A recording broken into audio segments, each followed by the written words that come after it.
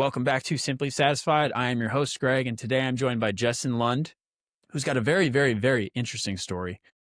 One of the ones that I don't want to spoil at all before we begin, so I'm just going to welcome him to the show. Welcome to the show, Justin. Thanks to be here. Thanks for having me. Good to be here. Sorry. Of course. Justin, I don't want to spoil any of it. I'm going to let you tell your your story. You don't have to go into every detail because we'd probably be here for a long time. I've read through your story probably 5 times, and I was like, wow. A lot of the stuff we talk about on the show is rock bottoms, it's adversity, it's changes, it's growth, it's just life in general. And I can tell that you've experienced a bit of that. The What rock got bottom you? part, I've been there a few times for sure. What got you? Like, walk me through to how you got to where you're at today. Okay. Well, I've always kind of had a knack for sort of a free spirit, maybe a rebellious spirit, you know. So I had really good jobs as a kid, good bosses, good people, but even with great environments like that, I just didn't really like being an employee. So I always kind of had an Same. entrepreneurial spirit like that. It probably Some of my first memories of that came from like when I was 8 or 9 years old. One of my older brothers bought Tony Robbins' Personal Power cassette program back in the day Oh, when it was like on TV, infomercials. And I thought it was super cool because he's like, yeah, you can you can listen to it, do whatever you want. Because I knew it was like $300 or $400, back in the 80s, which is like 12,000 today. So I listened to that, and Tony just lit me up. I loved his excitement and his energy and just the way he talked so passionately. And I just thought it was pretty cool. This guy had a helicopter. He lit other people up. He made me excited about that. And so I was like, this is pretty cool. I could get on board with that kind of a lifestyle, that idea of freedom and independence. So that's probably what planted the seed way back in my childhood. Then fast forward, let's see, I got married. We kind of got married quick because we had a bun in the oven. We had a baby on the way. So we kind of oh, accelerated some of that process real quick when we got that news. Got married, and my wife really just wanted to have some stability in her marriage partner and the father of her child.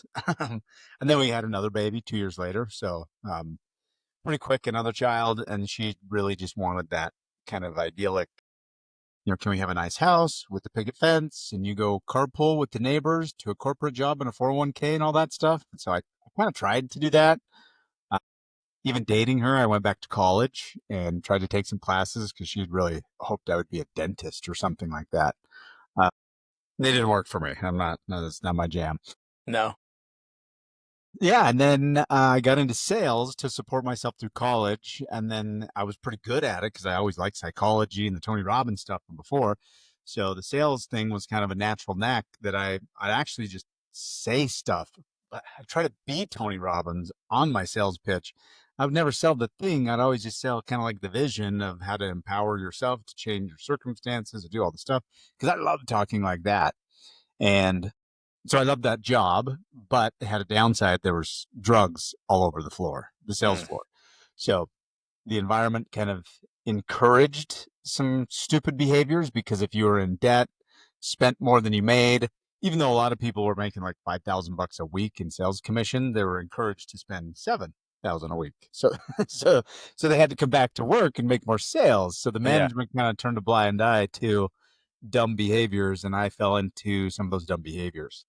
Couple years into marriage, those dumb behaviors just kept stacking, and I was addicted to pain pills, and that got me into trouble. That got me arrested. They got me arrested again a month later. I'm trying to cover my tracks with lies and just like, no, it's just I hurt my back, and that's where they can, just like dumb stuff, just to try to keep my wife, because she was in the dark. She knew things didn't add up and make sense, but after you go to jail and then you go to jail again, it's It's hard to cover up. your house of cards collapses pretty quick. So at that point, I just continued to think that I could like get away with things, and I learned after that second time that I couldn't when my attorney, who was paid for by my mother because I was just flat out broke addict at the time, He's like, well, maybe if we do this and this and this, maybe you only get like 3 to 5 years. And I was like, whoa, 3 to 5, like what? No, dude, I got a 2-year-old and a baby at home. And he's like, what do you want? I mean, what do you want me to do? You've been arrested twice in 2 months. I'm not Houdini. Okay. You have broken some serious laws. And I was like, oh shit. Yeah. Okay.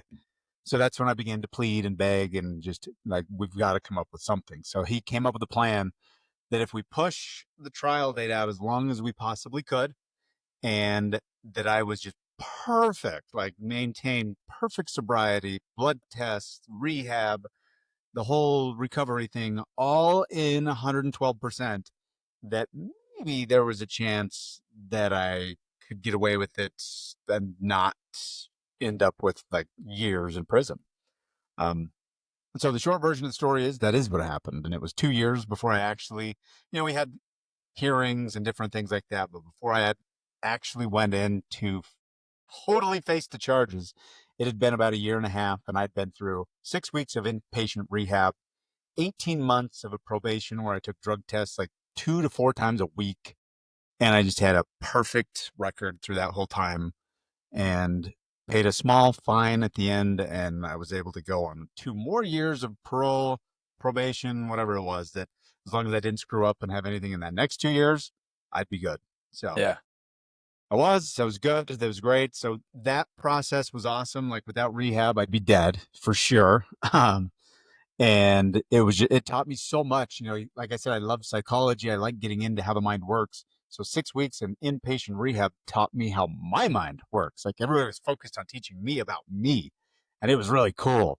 And I really I had awesome doctors and therapists in there that helped me to really learn and understand why I did the dumb shit that I was doing before and what was triggering all of that stuff and how to create systems and frameworks so that when they came up, when those thoughts and those emotions and those feelings came back, I could reroute them. I could use different behaviors. I could use different tactics and techniques.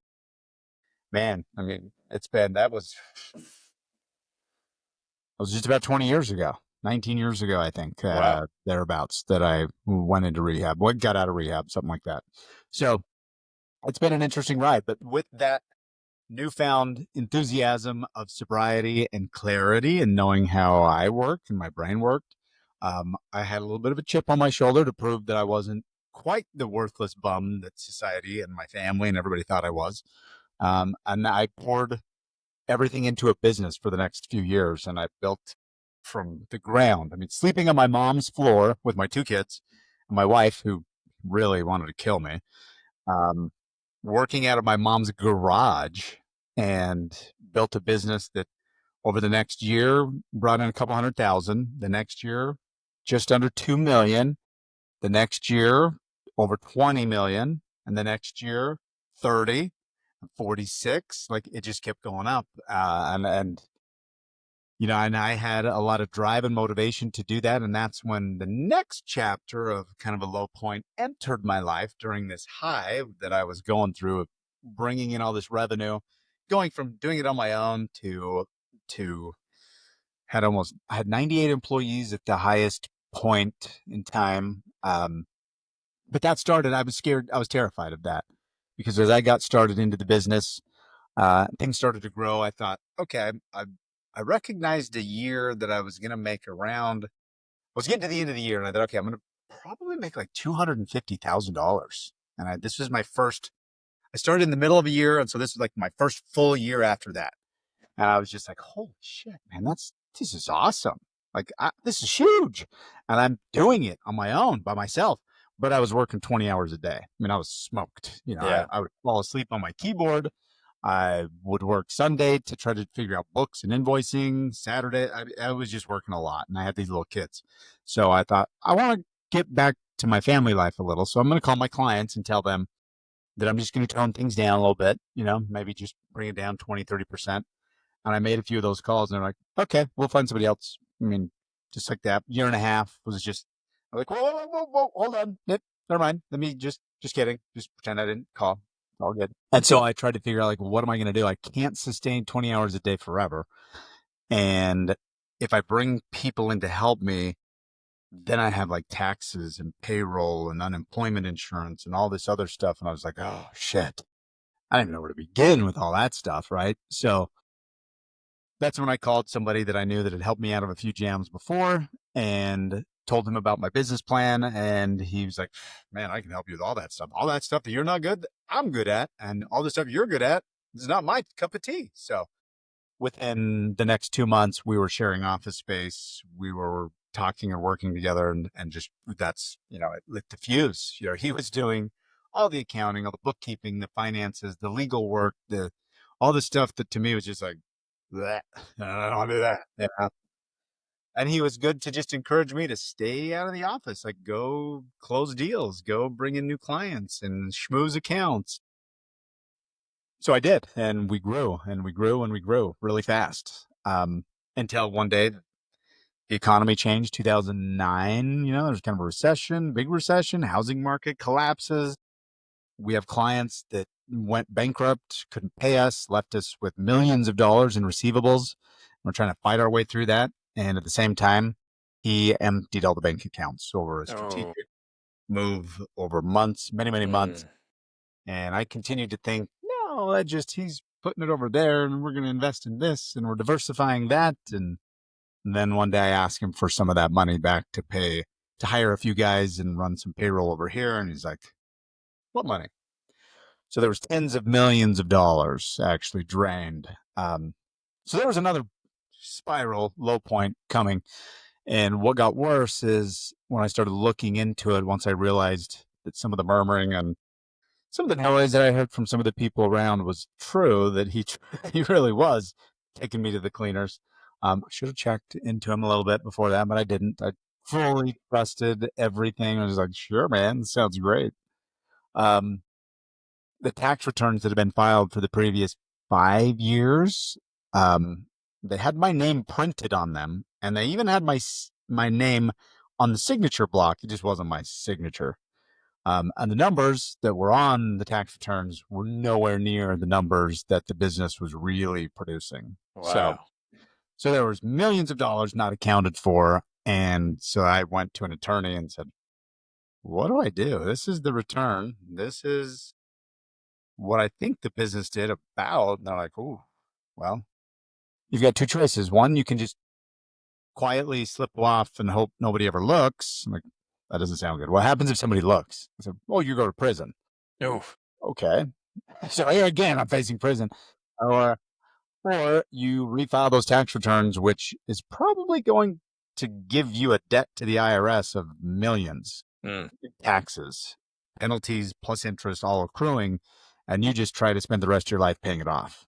And hopefully you avoid prison that way. It's not going to be pleasant, but it probably doesn't land you in prison because you're doing the right thing and you're taking responsibility for something.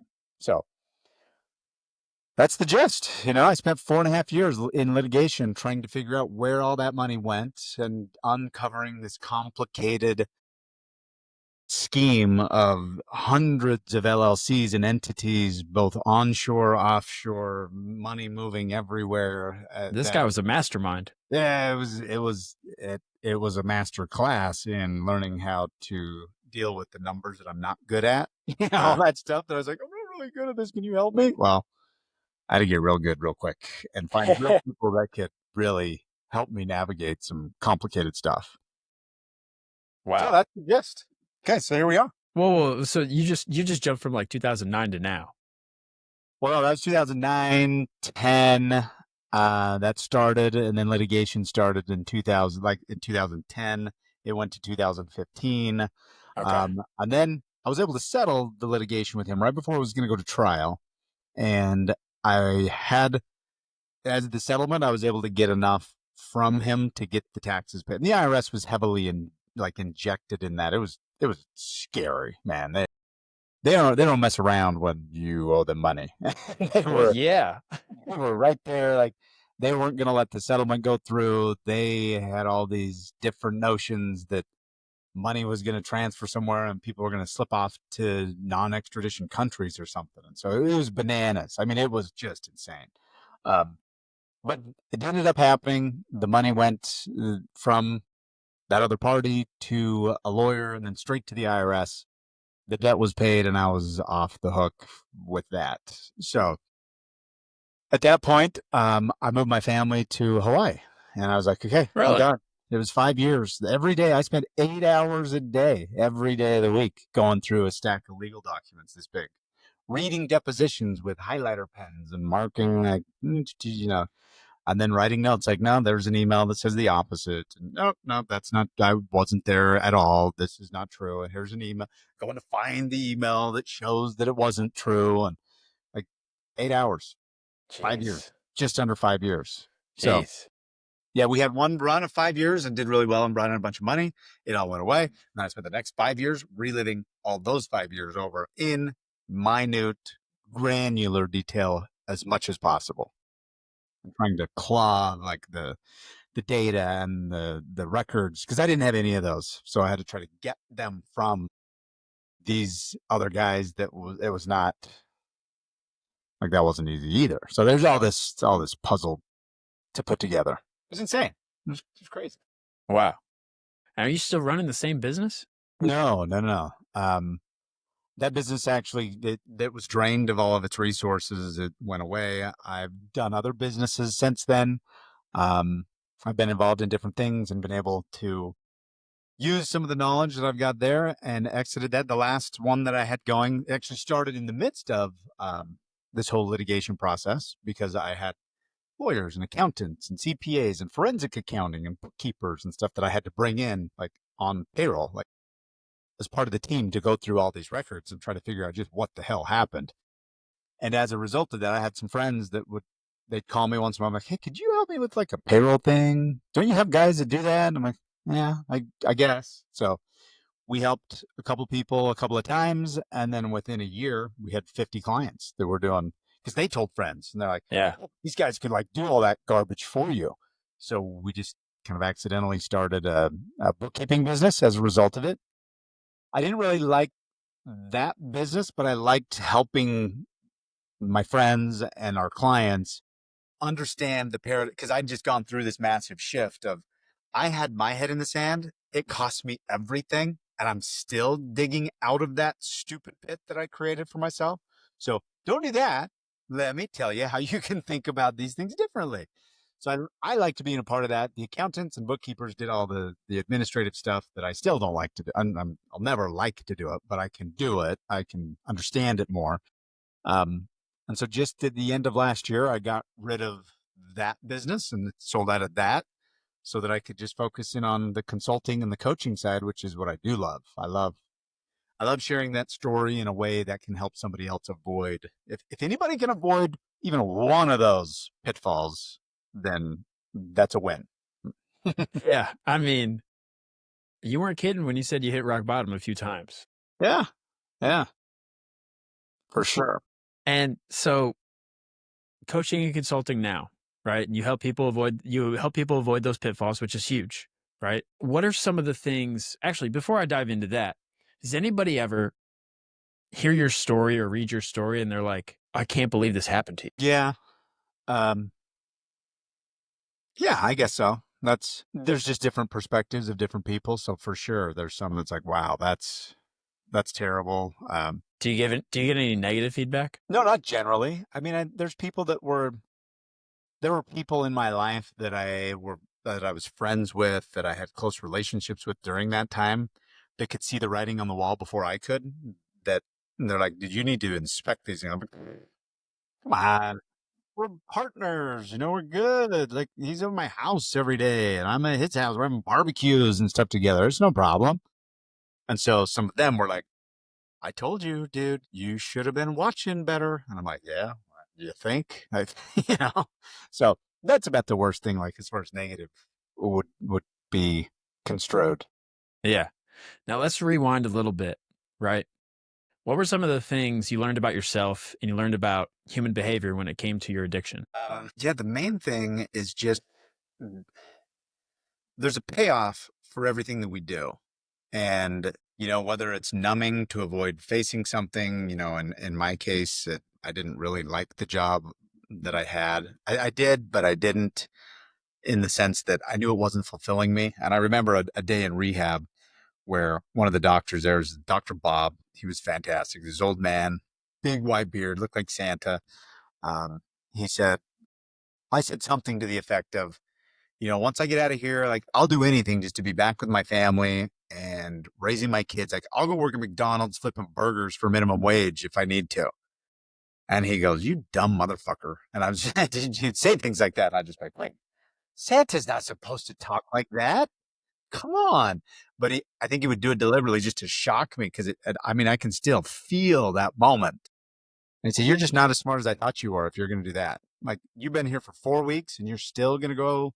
You haven't learned enough about yourself that if you go do something that is meaningless to you, that you're going to be right back in here 2 weeks after that." I was like, oh, yeah, that makes sense. Yeah, I see where you're coming from.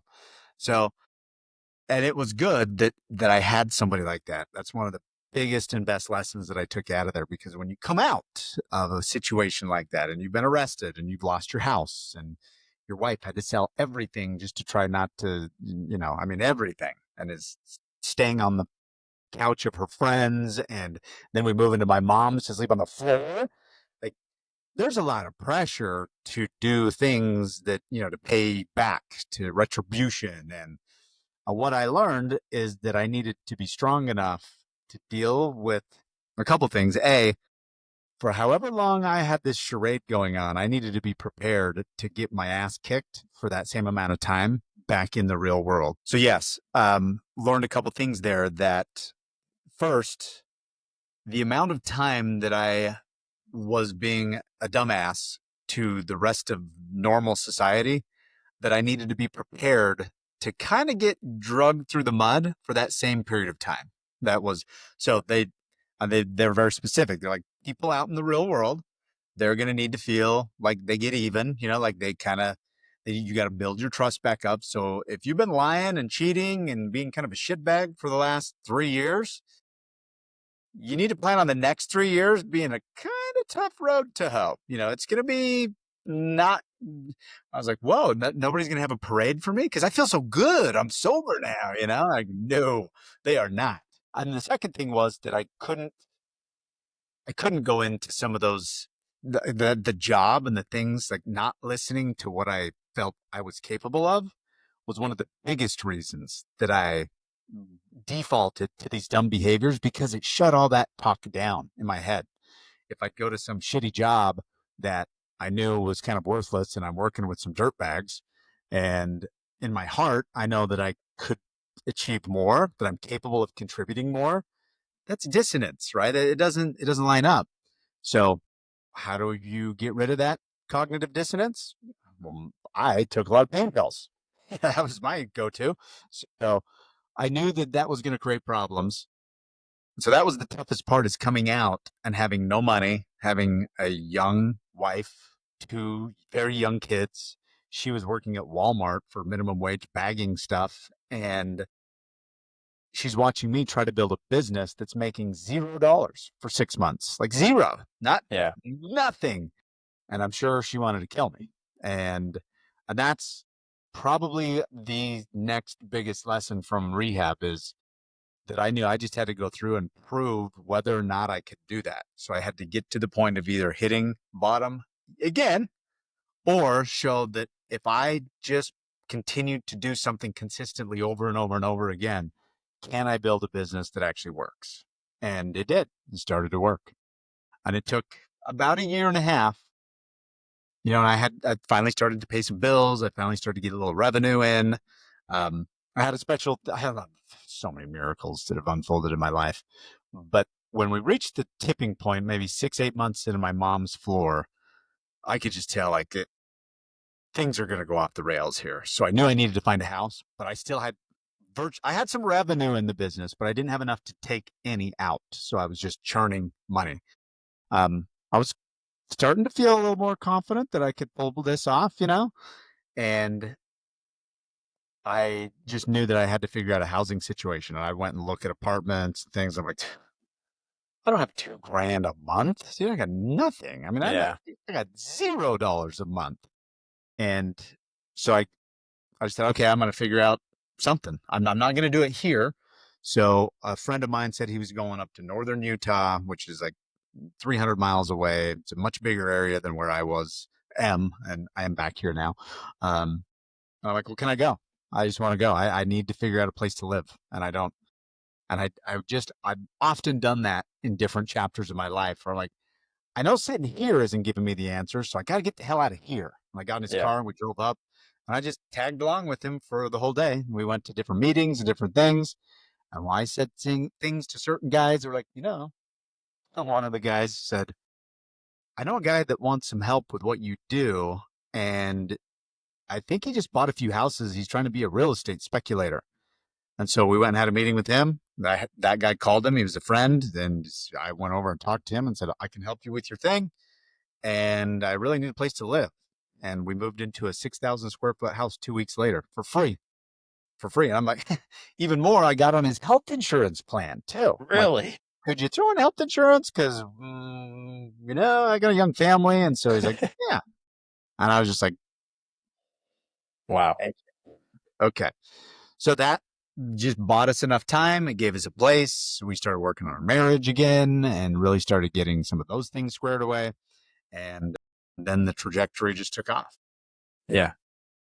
I was just about to ask, did you have any like challenges in your marriage with like work-life balance? Yeah. I mean, we had a lot of challenges in the marriage because of those few years, just there was two lives going on. I mean, I'd go to church and then I'd go outside of the church in the middle of the church meeting, be like, oh, I got to get something. Hang on. I'm going to go to the bathroom. I go out of my car and grab some pain pills or some heroin or something, I mean, so yeah, it was, but I was trying to live that facade of a life so that everybody thought everything's cool.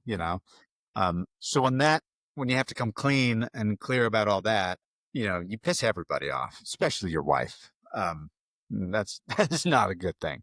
Yeah. So yeah, that was tough. But then in the work-life balance going forward, I put a lot of time into work, a lot, and it was good. Again, I leaned back on the training that I had in rehab that taught me how to deal with those relationships, and it gave me frameworks and systems. And so instead of just flying by the seat of my pants and making shit up as I go through life, I had some of these foundational frameworks and I still use them today. I mean, I coach people on them today so that you lean this thing to this thing and then, okay, now we got a pyramid or a triangle. It's not just slap shit together and see whatever comes to the top of your head. That's careless. It's reckless. And that leads sometimes, just because sometimes it works out doesn't mean it's a good thing that you can replicate again and again. Yeah. So those systems worked. It helped. It did take another few years for the marriage to really start to get good again. But she's still with me. Bless her heart. All the lawsuits and we moved across the country and didn't have anything and lost all the money that we had and the big houses, the nice cars, everything's gone. And she stuck it out and trusted me through the process to, if I could solve problem A, B, and C in life, which I'd solved some doozies before. I was getting a little bit of a track record of being able to figure it out somehow. So I don't know Yeah. if that was part of it. Um, but no, now we have systems that we deal with, like right now we get together. The first meeting that I have every week is with her and we have a meeting. It's every Monday around noon. We sit down and we manage the business of our lives together and we run it like a business. We go through, we have some businesses that she helps manage with rental properties and things, and she's involved very actively in that. So we get together on those things, and then we go through the rest of our lives together. What's going on this week? What are the kids dealing with? What are you dealing with? How can I better show up for you? And so I run it just like I do a meeting with my team. Yeah. It's by doing that and prioritizing that meeting first. I take minutes. I send out notes after the fact. I transcribe it with AI now. And it's like, I treat it no different than one of those meetings. And it just gives us a framework to work in. Um, Once a quarter, we go away for a couple of days and get away from the kids, go to a hotel, and we just stay in the room most of the time and do meeting stuff. We have a big calendar that we take out and put on the wall, like the big Yeah. ass calendar, plaster it on the wall in a hotel. And we say, okay, how's everything going? Here's the last quarter. How did it look? That's what we planned. This is what actually happened. What changes do we need to make? We pull out our goal sheet. We both have goals for the 12 months for up to 25 years. And we start comparing things like, man, this year's getting away from us. We have too much on our goal sheet. We're going to drop 2 of those. We'll revisit it in quarter 4, and we get together on that.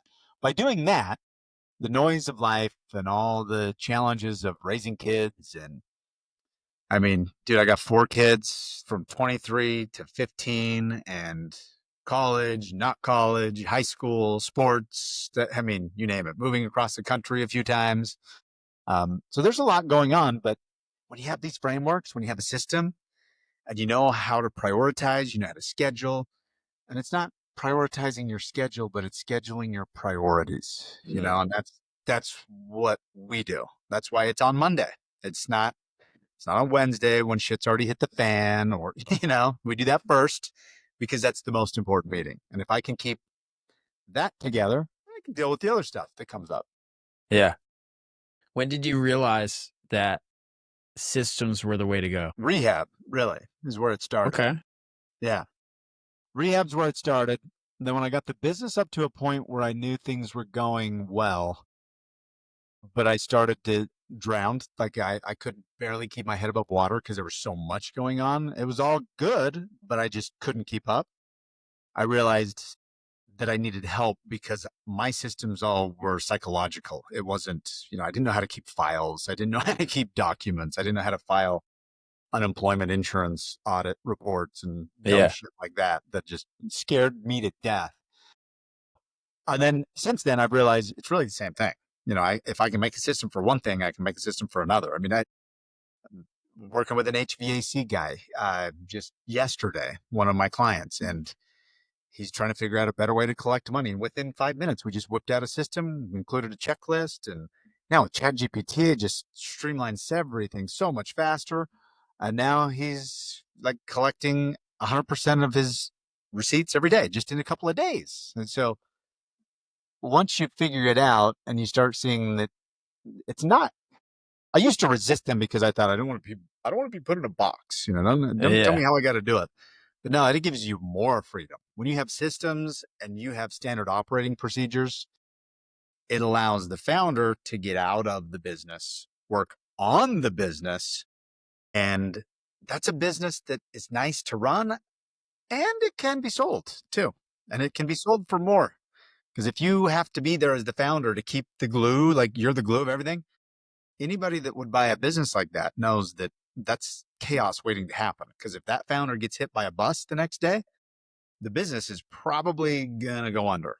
But if it's founder optional, like he just shows up once in a while, or she just has a little part of the job, or comes in and does a few rah training meetings kind of thing, that's a business that's worth a lot more. And it's a great business to run. Huh. I'm a big systems guy. So I totally understand what you're saying.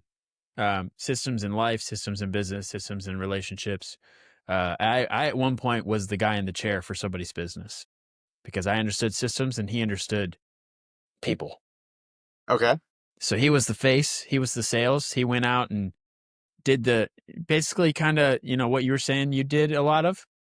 I understood the systems. I understood, hey, we're spending a lot of time doing things that we don't need to be doing.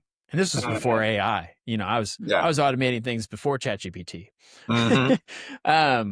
But I totally understand the systems and how much they play an integral role in even just personal life, not even business, just personal life. So that's a huge thing that a lot of people don't understand. How do you integrate those systems now? Like, have they grown over time? Yeah. Yeah, for sure. Well, a big thing that most people get hung up on, I feel like, with systems is that they just don't know where to start or how to deploy them. Um, so one thing that I try to help people with is just I open up my library of playbooks and SOPs to anybody. So there's a handful of go-tos that usually are the first place people start. My executive assistant playbook, my how to hire professionals like lawyers, accountants, things like that. Um, how to hire in general, like just a hiring playbook to take the process. I used to own a stake in a development company, and some of the board and the other owners were like, "Hey, this guy never shows up, and we're here working all the time." I'm like, "I don't have a job to be there," but they would get mad every year or so. They would say, "We need you to contribute more," and one of them was hiring developers. I'm like, "How the hell what do I know about hiring developers?" They're like, "Well, you need to start because everybody else is too busy." I'm like, "Okay." So I went through the process once. It took me 60 hours to hire a developer, and we ended up firing that developer after 6 weeks. I'm like, that was stupid. I just spent so much of my time doing that, and now you don't even want them? Like, whoa.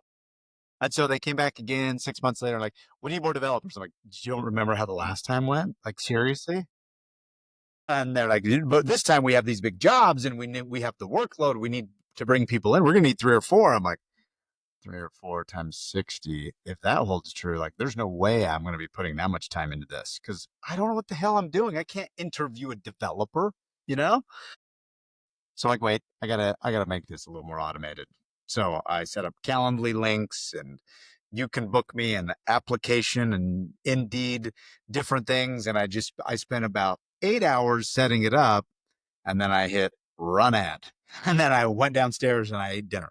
I remember I was sitting there eating dinner, pulled out my phone, was talking to my kids and my wife, just hanging out. And I pulled out my phone and started laughing out loud because I had like 16 applications sitting there and I didn't go look at one of them. I didn't start trying to fantasize about, oh, that woman might be really good for the job. No, I was just, nope.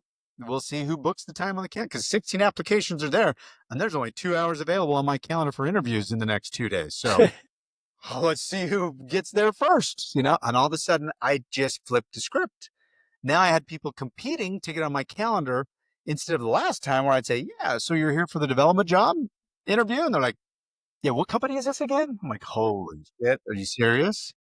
So that just changed the game. And so I put that into a playbook. And now, like, if anybody out there is trying to hire somebody, just hit me up on Instagram and DM me the word hiring and I'll send it to you. Like, it's just easy to deploy when you know what the outcome is and that you need and you can follow a few predetermined steps. Like, why try to figure that out on your own when it can be done? Like, so that's one thing that I say is a big challenge for people to start bringing systems into their life. It just seems like I don't have any time to do it. I'm going to have to create it. And then if I do, I don't even know if everybody's going to use it. So, and that's where I say, hey, just take mine. You can have it. Just run the system. So the executive assistant is another one. Mine's like 37 pages of a Google document, I think. And I literally give that to people and say, just give it to your hire.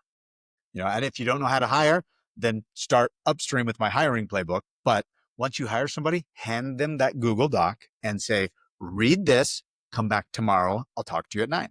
Now they have a framework to work off of. And there's expectations and there's details and there's a cadence of a daily meeting that they show up to. And what are Yeah. they supposed to do in that daily meeting? And they're going to report to you on XYZ, the whole 9 yards. So it just takes some of the mystery and some of the scary edge off of that. Yeah. And you touched on it. That's one of the biggest challenges people face is just they don't want to put the work in and they might be overcomplicating it, making things that are easy or simple just way too hard, way too Uh-huh. difficult. What are some of the are there other things that you notice in people that they overcomplicate or they Sure. uh The main what thing, if you're talking about business, the main thing people do wrong, I would say, I think is probably the number one thing that people do wrong is they hire the wrong role first. So somebody's a founder. There was a guy in my DMs on Instagram today, and he's saying that he's growing and he's doing this and he's doing this. And I said, how's that going? And I like to connect with the people, right? I like to stay there. I like to be with those conversations. So I'm like, well, yeah, well, how's that going? He's like, it's like a 3 ring circus was the words he used. I'm like, well, why is that? It's like, I'm trying to find people. I'm trying to have time for that. I never have time for anything, but I just hired a business manager. And I went, oh, fuck. No, because he is busy doing he's doing his books. He's trying to handle customer service. And so as entrepreneurs, You ever see that show MacGyver TV show used to be on like in the 80s Yeah. and 90s? Okay, that guy could fix anything with some Carmex, a ballpoint pen, and a piece of bubble gum, right? Um, Entrepreneurs are like that. They they see something that's wrong and they're like, I can fix it. And that's what makes them cool, right? Because they're not scared, they jump in, they can get the work done. And what that creates is this romantic kind of silver bullet sort of, I can do anything. I'll find the solution. I'll get lipstick and put on that pig and it'll look good when I'm done. And so when they get trapped like that guy was that I was talking to, they're feeling that sense of stuck, trapped. Like I was talking to one of my clients yesterday about when we started working with her, and she's like, I felt like a prisoner to the business. Like I didn't think I could get away. I didn't think I could quit. And I didn't think I'd ever win. Like she just felt stuck. Yeah. And when people get like that, what they look for is that MacGyver solution. They want something to just come in. In their mind, they read a book like Operators versus Integrators. They're like, I need an operator. I was going to come in. And so they start thinking COO.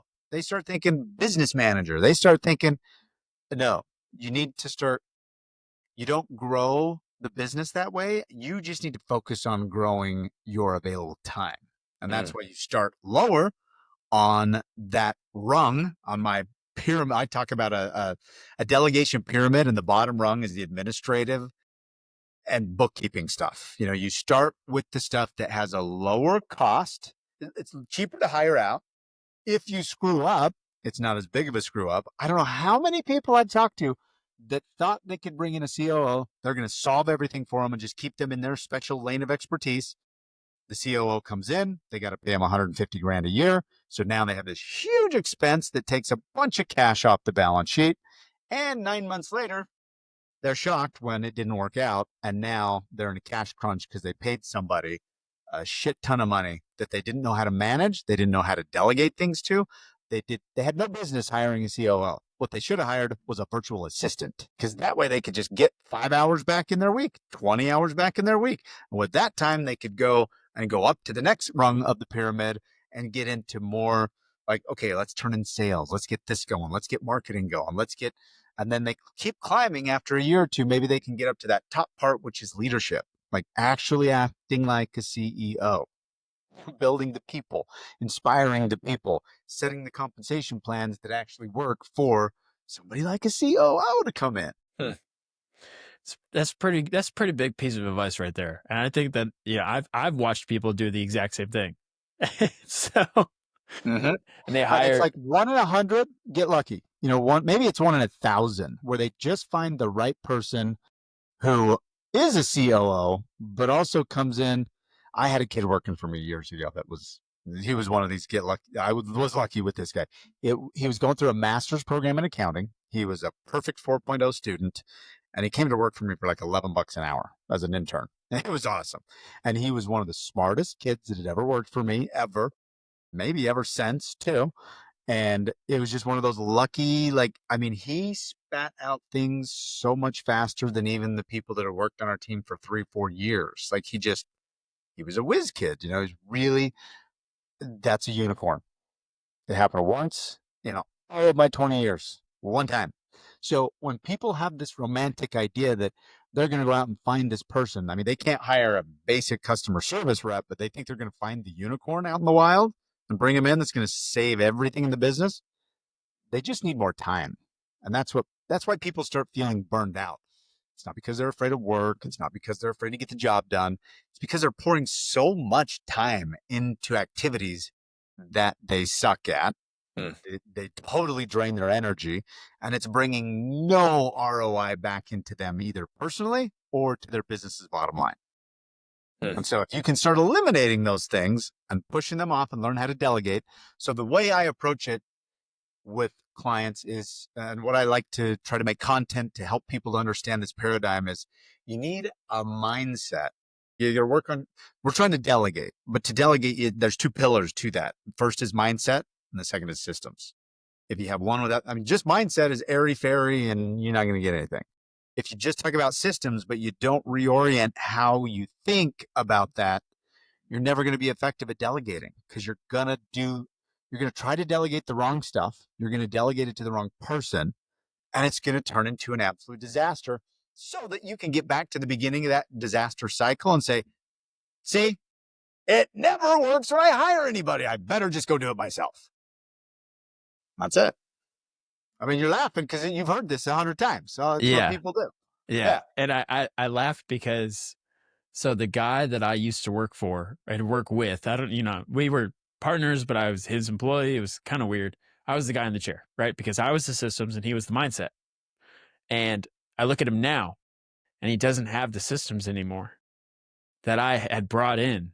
He has the mindset. I mean, the guy, he can, when we talk about law of attraction, manifestation, and all that stuff, he's a master at it. But whatever comes to him just goes right back away because he doesn't have any systems. Yeah, for And sure. it's crazy to think about. And that's why I was laughing. And I was like, huh. Yep. Yep. You need them both. And I think this key to growing, if somebody wants to grow a business big, they have to learn how to delegate. But they don't realize the delegation has two pillars that support it, and it's mindset and systems. So you got to let go of some limiting shit. You got to expand your mind. You got to learn how to schedule your priorities instead of prioritizing your schedule. And then you bring in the systems to give that delegation work a framework to work through. Then you can start growing. And so if you start down with administrative, an assistant, a bookkeeper, an accounts receivable clerk, an accounts payable clerk, getting the system. Don't just hire those people and think it's going to solve everything. You got to have systems because you have to inspect what you expect out of them. And so if you bring in the accounts payable and receivable clerk that's going to pay your bills and receive the money, you still have to be involved. But you only have to be involved like this much. The right system brings it. Trust me, if you don't stay involved, somebody will take all your money and run off and file fake tax returns, and then you're absolutely screwed. So stay involved, okay? But it's not that hard to stay involved with just a few minutes a week. Like before this meeting, I had my administrative time. I block off an hour and 15 minutes every Friday, and that's when I go through all the administrative work. It's not my favorite. It's definitely not my favorite time, but there's a place that all my employees know that don't bring me shit like that on a Wednesday. I'm doing other stuff on a Wednesday. Friday afternoon, right before I leave, I'm going to take care of all the administrative stuff. I'll hit approve on all the bills that need to be paid. I'll look at all the time cards. I'll look at everything that needs to be looked at that I want to have a say in. But I have an appointment that's on my calendar. There's a Google Doc that's attached to it. And my assistant goes, every time something pops up, he goes and puts it on there with a little checkbox. And so I go, click, next. Okay, payroll report. Click, I'm done. I go to the next one. So today I was at the gym and I was like, I haven't updated my goal sheet because I got a new book I started reading a new book today.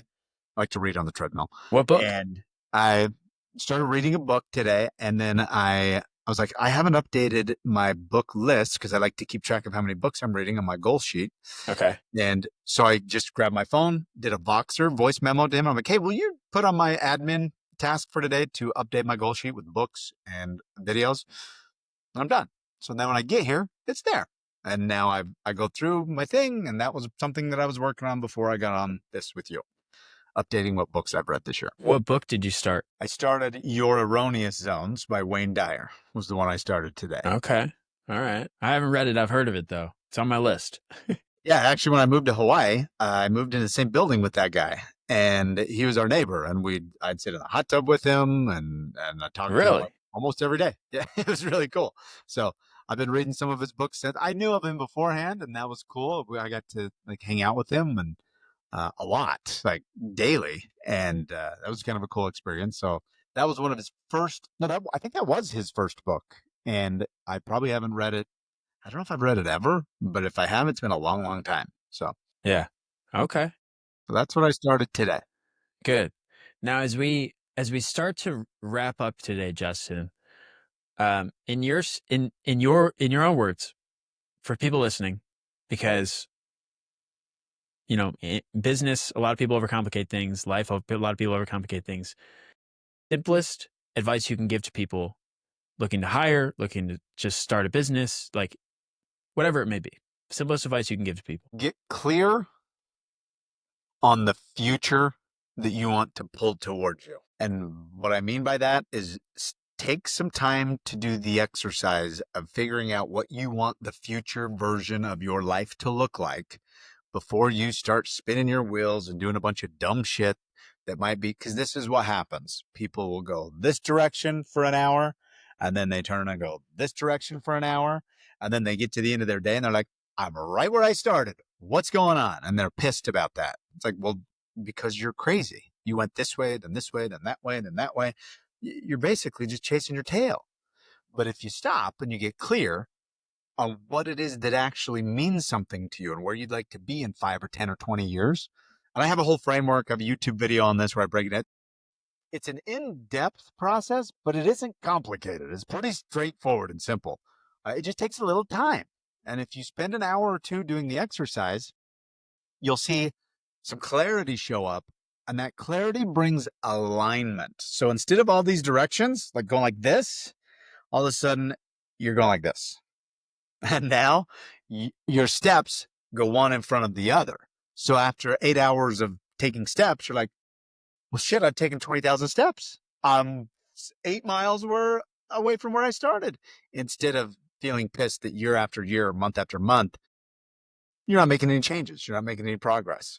So that would be my single piece of advice is without that first step of clarity, without that first, like, it seems hard. It seems ambiguous. It probably seems a little scary. That's why most people are just like, wow, I don't want to do that. But 9 out of 10 people, you say, well, what do you really want? What do you really want to do? What do you want to have in 5 years? Where do you want to be? Like, you could ask me any of those questions. I'll pull it right out because it's fucking written down. I mean, I look at it. I've looked at it 6 times today, my 12-month list for sure. So that's what I would say is you start the give it away clue from my video is you got to start long. You don't start with what you want this year. You start with what you want 20 years. Because if you start this year, your head gets in the way. You get all like, I don't know. This is gonna... And you start getting like all shitty about it, but when you get 20 years away and you just take a little step back and you give yourself some permission to dream and to go with the flow, you start to unlock this picture of like, well, and this is what I often tell people, pretend this is a magic wand and I'm going to give it to you. You can now make the life you want 20 years from now. What do you want that life to look like? And then I just encourage them and kind of push them on. Okay, write it down. Right, let's go. After the first 5 minutes of like, they're like, well, I'd like to have 3 houses. I really like Florida in the winter. And all of a sudden shit starts coming out and they start writing that down. And then you come back from that and say, okay, if you want 3 houses in 20 years, what do you need to be doing in 10 years so that the 20 years becomes a reality? Not just maybe works, but so it's like fucking inevitable. Okay. Well, the 3 houses, that's probably going to be like, $1,000,000 a piece, or $500,000, whatever. And they start putting some numbers to it. And they're like, well, I'm going to need to have one of them purchased by then. So then all of a sudden, this amorphous, ambiguous blob starts to take a little bit of shape. And then we get back to where we get down to 1 year. It's like, okay. And again, ChatGPT is a wizard at helping you refine some of this. So you do the initial work and then say, what would I need to be doing in 3 years to make sure that my 5-year vision here is crystal clear and on track? And it will say, oh, great question. This is your list, Yeah. right? Yeah. You follow that list. You're on lockdown. It's no big deal. One of the greatest investments somebody convinced me to do, and I was hesitant about it first, but it was the plus version or the pro version or whatever of ChatGPT because I can talk to it like a personal assistant. Mm-hmm. And I can just set it up right next to my laptop and I could be like, hey, ChatGPT, it's like talking to Alexa, but better. Mm-hmm. So, yeah. Oh, yeah, for sure. Way better. So here's another one that I use. It's Whisper Flow. It's $20 a month, but I don't type anymore at all. It's a keyboard shortcut. It's an AI powered keyboard shortcut. So I just push a keyboard button and every time I'm going to type something, I just use my voice and it just spits it out. Not only does it spit out the words that I use, but it fixes when I go, it takes all that crap out. really? Yes. And it will actually fix grammar and things and you can modify it and it trains itself a little bit too. So if you have somebody with a crazy spelling name, it'll learn the name and then starts putting that in. So, and again, that's $20 I spend a month with a smile because I don't type ever unless I'm doing work that I need to slow down with. But I'm doing dumb shit just to get it off my plate. It's like blah blah blah blah blah blah blah, and then out it goes. Yeah. I mean, I did the same thing. I was writing my book and I just was like, oh, I don't have time to sit down and type a page or two a day. And somebody was like, well, why don't you just have it transcribed? So Uh-huh. I went and got Otter, Uh-huh. and I go for a Bingo. walk and I just talking to my phone or talking to my headphones, and I'm just telling my life story and talking about life lessons, and it's like, oh, it's right there. It Yeah. transcribed, and Yeah. Yeah. it gives me notes and everything. It's awesome. Right. Right. And that's again, when you have those tools within the right systems and frameworks. And again, the alignment is key. And that's what you asked me at the question, like what's one thing that you just for a takeaway for people? And I'd say get aligned. When you're lifting something, if somebody else is pushing down on it, it's really, really hard. But if two people are lifting the same thing, you're aligned with the same purpose and it becomes half as hard, right? Then, like, and those things, when you keep stacking them day after day, dude, consistency compounds, you know? So when you get clear, and it takes an hour or two. So quit being a pansy about it and you spend the hour or two because I mean, it's just so worth it. The difference that you see in output with that consistent return, it's exponential. It's awesome. Before I ask my final question, I'm going to touch on that.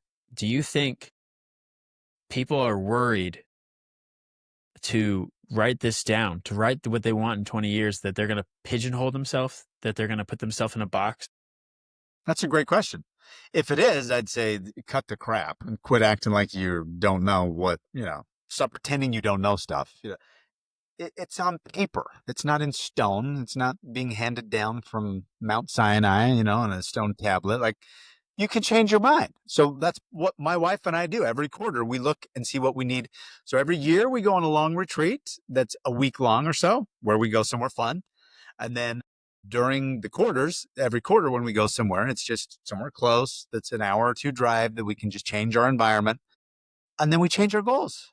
It shifts, it moves. So don't use that as an excuse. Every year we take a look at the long vision, and every quarter we take a look at the current year and maybe the next year's goals to see if anything changes. With that alignment, it just becomes it's so much more productive and so much easier to accomplish things that you want. Like our big goal when we did it at the end of last year for this year was our daughter's graduating college. So we got our big ass calendar, stuck it on the wall. We put those dates in first, and that was like the hub. Everything else spins around that. So when people say, "Oh, could you do the speaking thing on this date?" It's like, "No, I'm going to be gone. I'll be in New England." There's no question. It's not hard. It's just super easy. Then when we want to figure out, can we go on a vacation? Can we get our family together? It's just, oh yeah, right after that, we'll all be together. Let's just all get on a plane. We'll just block the next 2 weeks off for a big family vacation. Don't let that be an excuse. You can always change your mind and you should. But I think the biggest reason most people get a little nervous about it is because we're just so used to being distracted with the scrolls, our attention spans are shorter. And to stop and sit down and actually think that is exercise between your ears, and it's hard.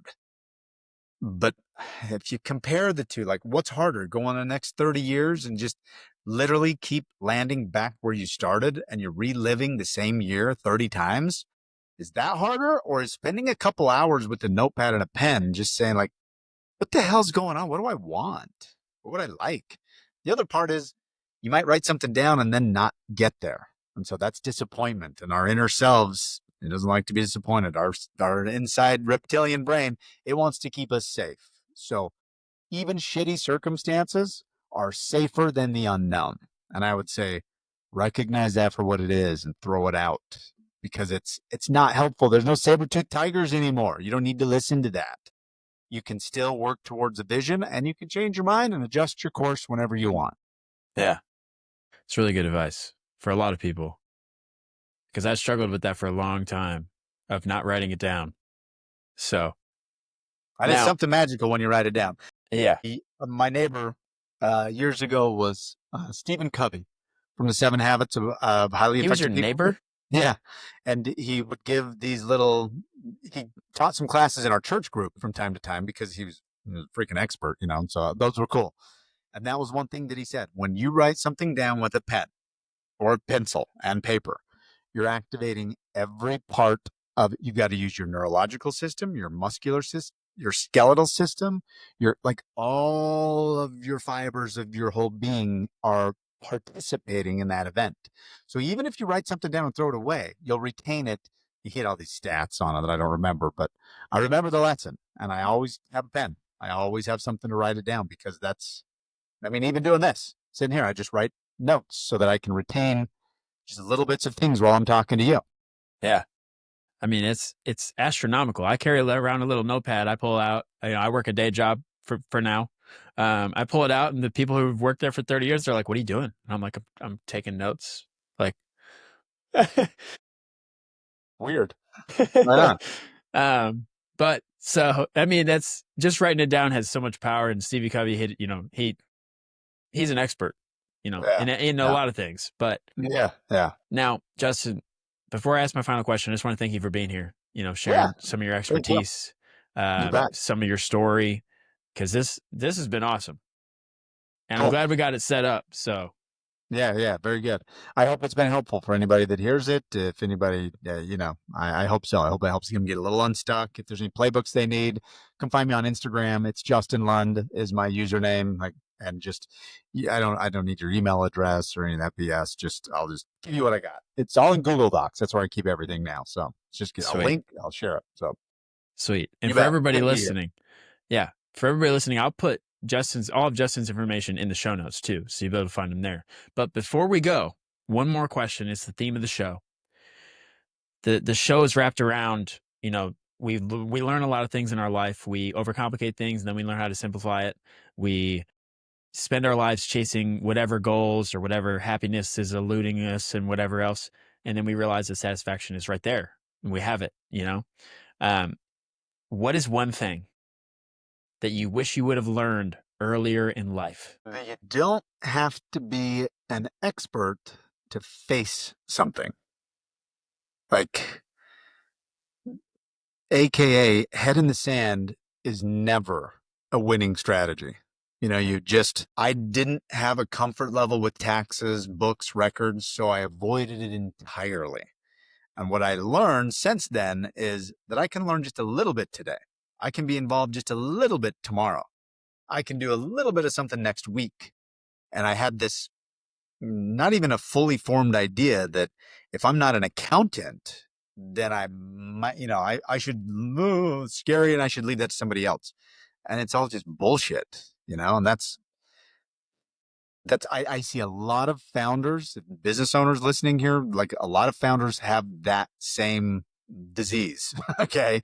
And my advice to them is to set up a meeting with your CPA 4 times a year.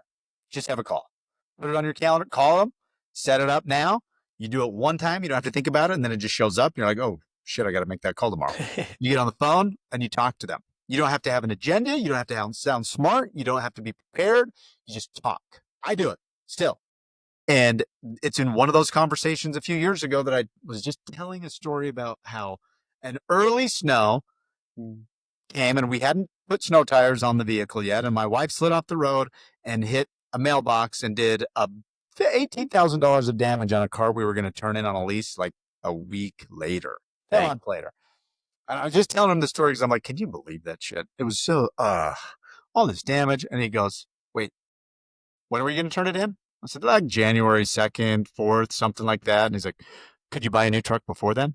That was your business vehicle, right? And I said, yeah. Well, could you buy a new truck before the end of the year? Yeah, okay. What? He sees it through the lens of being a CPA. What I didn't know is that there was an accelerated depreciation issue with taxes going on that year, that I could write off 100% of the vehicle's price that tax year, which took my taxable income from the highest tax bracket down to the lowest tax bracket, and I deducted the entire truck. So me just having a call with my accountant right after Thanksgiving, which was the scheduled time, I saved tens of thousands of dollars in income tax that year. So don't be cheap, don't be stupid. And that's back to your question. I wish I would have just learned to just face things. I don't need to be an expert. There's so much stuff that I know nothing about. I'm an idiot. I'm just dumb enough to follow instructions now. So that's what I learned. If I come up with a playbook, follow it. Okay. Yeah, That's all. that's a great answer. Because, I mean, everything we've talked about, I've struggled at one point in my life with. So it's crazy. It's crazy to think about. So thank you for that answer. That's really, really good. Good. Good. Thank you. Hope it Do you have, helps. do you have anything else you want to tell the audience before we end today, Justin? No, I think it's great. I appreciate being here. And yeah, if anything I can do for you, just let me know. Awesome. Awesome. Well, thank you very much, Justin. And for everybody listening, always remember to keep smiling and keep striving. And I'll catch you guys in the next episode. Awesome.